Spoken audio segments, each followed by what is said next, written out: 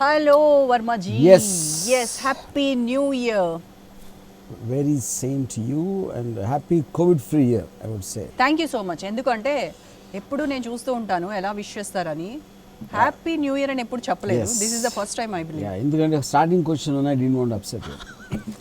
Thank you. దండాలండి, దండాలు. Yeah. ఇప్పుడు అసలు రెజల్యూషన్ అనేది వర్మ నమ్ముతారా? I think so. I mean, resolution లేకపోతే I think you మాకు ఫార్వర్డ్ మూమెంట్ ఉండదు కదా. కదా. Yeah. అయితే నాకు క్వశ్చన్ అడిగే రైట్ వచ్చిందన్నమాట. Yeah. ఏంటి New Year new year resolution. Resolutions? ఏ ఇయర్ మళ్ళీ న్యూ ఇయర్ రెజల్యూషన్ తీసుకోకూడదండి. ఎందుకంటే రెండో రోజే దాన్ని పక్కన పెట్టేస్తా. పక్కన పడేస్తుంది కాబట్టి. అలా తీసుకుని వదిలేసినాయి. ప్రతి ఇయర్ యాడ్ అవుతున్నాయి కానీ సబ్ట్రాక్షన్ ఎప్పుడు అవ్వాలి. అసలు ఏమనుకుంటారు ఈ ఇయర్లో ఈ చేద్దాం ఈ ఐ చేయకూడదు? Think maybe I would thought బాగా వర్కౌట్ చేసేయాలనుకోవచ్చు ఒక point.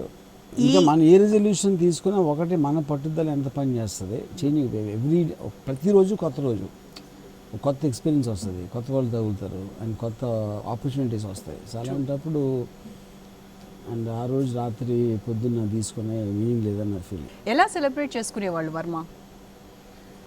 New year I think most of the time మోరల్లెస్ అంతకుముందు డ్రింక్ చేయడం కూడా అది డ్రింక్ చేస్తారు. అంతకని ఏముంటుంది సెలబ్రేషన్ అంటే మీరు మీరు మోరల్లెస్ అంతే. అంతే. డిసెంబర్ 31st కి జనవరి 1st కి పెద్ద డిఫరెన్స్ ఏమో ఉండదు అనేది నిజమే కదా. ఇప్పుడు న్యూ ఇయర్ అనేది మనం అనుకుంటాం ఫస్ట్ ఆఫ్ ఆల్ అన్ని ఇయర్స్ ఒకేలా ఉంటాయి. ఆ రోజు రాత్రి జనవరి 1st వరకు న్యూ ఇయర్ ఉంటుంది, సెకండ్ నుంచి మళ్ళీ ఓల్డ్ ఇయరే. అంతే కదా. ఎందుకంటే మీకు ఉన్న పరిస్థితుల్లో 31st ముందు ఏదో ఉంటే అయ్యో వస్తాయో ఏం అయిపోదు అక్కడ, అవి వచ్చినప్పుడు మళ్ళీ ఓల్డ్ మళ్ళీ సేమ్. అండ్ కరోనా వైరస్ ఎలాంటి రిజల్ట్ ఇచ్చిందని అనుకుంటున్నారు మీరు? సి ఎనీ సిచ్యువేషన్ నా ఉద్దేశంలో బోత్ పాజిటివ్ అండ్ నెగిటివ్ వస్తుంది. ఒకటి unexpectedness, of course it is a dangerous thing and చాలామంది పోయి ఉంటారు, చాలామంది హాస్పిటల్స్కి వెళ్ళారు, అని జరిగినాయి.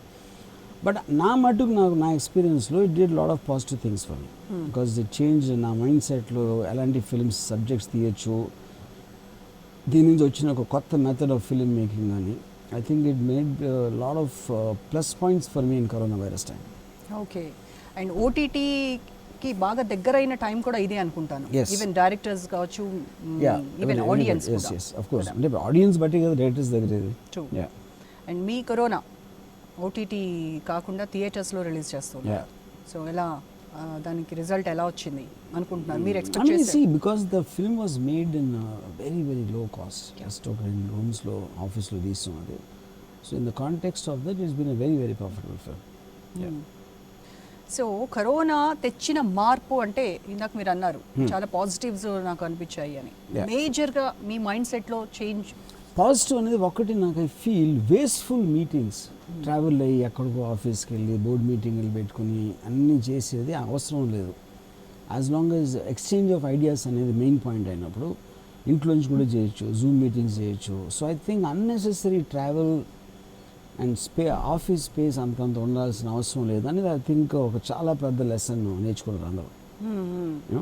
సో ఉదాహరణకి నేను మొన్న ఒక ఐటీ ఆఫీస్కి వెళ్తే ఆల్మోస్ట్ 300 సీటింగ్ కెపాసిటీ ఉన్న ఫ్లోర్లో 10 మంది 15 మంది ఉన్నారు.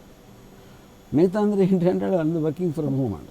ఎందుకంటే ఎక్కడికి వచ్చినా చేసేది అదే అక్కడ చేస్తున్నారు. So I think that is saves time, mental space and concentration on work mode అనేది ఇంక్రీజ్ అయింది.